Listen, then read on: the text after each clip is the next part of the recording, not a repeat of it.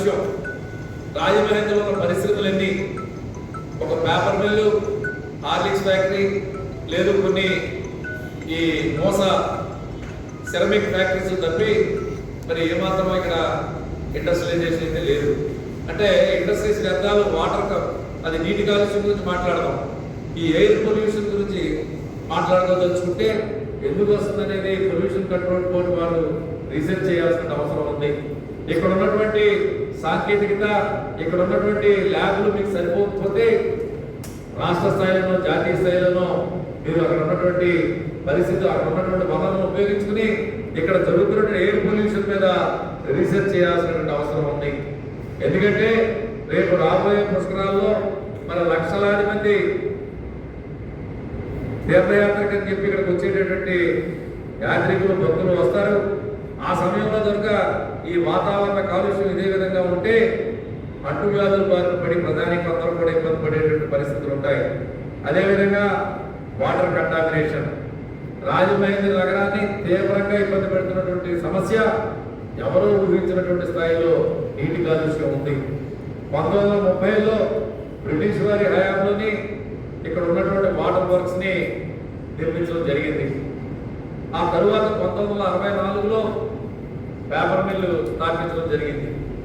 మరి 64లో paper mill పెట్టినప్పుడు దాళ్ళు వదిలేటటువంటి వ్యర్థాలు ఏదైతే ఉన్నాయో, రసాయనిక వ్యర్థాలు కానీ ఇతరత్ర వ్యర్థాలు కానీ గోదావరి డౌన్లోకి వచ్చి వాటర్ వర్క్స్ దాటుకెళ్లాలనే ఆలోచన ఆ రోజు చేయకుండా పేపర్ మిల్కి పర్మిషన్ ఇవ్వడం ఒక తప్పిదమైతే, తర్వాత కాలంలోని ఆ వాటర్ వ్యర్థాలను శుద్ధి చేసి గోదావరిలో వదులుతున్నామని చెప్పి పేపర్ మిల్ యాజమాన్యం ఏదైతే చెబుతా ఉందో ఆ యాజమాన్యం చెప్పేటటువంటి మాటల్లో విశ్వసనీయతను కూడా ఎంతవరకు ఉందనేది మున్సిపల్ అధికారులు వార్షిక తనిఖీలు నిర్వహించాల్సినటువంటి అవసరం ఉంది.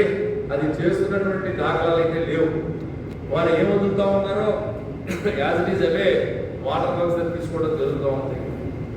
ఎందుకు ఇలా జరుగుతూ ఉంది? రాజమహేంద్ర ప్రజల ఆరోగ్యం పట్ల ఈవేళ కలుషిత నీరు, శ్మశానం నుండి వ్యర్థాలు వస్తాయి, నల్లా ఛానల్లో మురుగు నీరు కింద వదిలితే ఆ వ్యర్థాలు వస్తున్నాయి. దాన్ని ట్రీట్మెంట్ చేసి ప్రజలకు ఇస్తూ ఉంటారు. అక్కడ ట్రీట్మెంట్ ఏం జరుగుతూ ఉంది?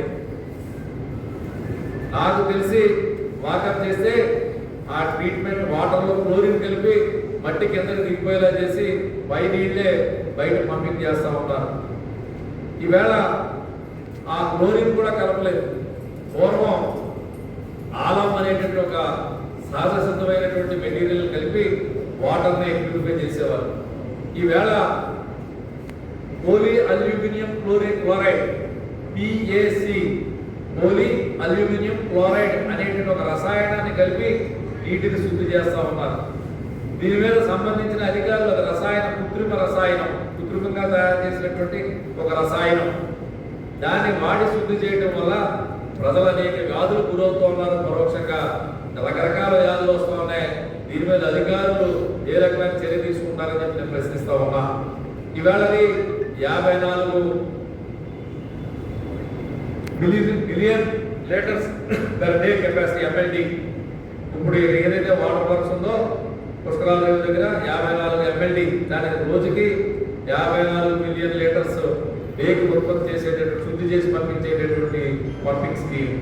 దానికి అదనంగా కోట్లింగాలపేటలోని అడిగిల దగ్గర ఒక 10 MLD, అదేవిధంగా దౌళేశ్వరం దగ్గర ఒక 10 MLD కట్టారు. ఈ కోట్లింగాలపేట దగ్గర కట్టిన 10 MLD అక్కడి నుంచి నీరు తీసుకోవట్లే.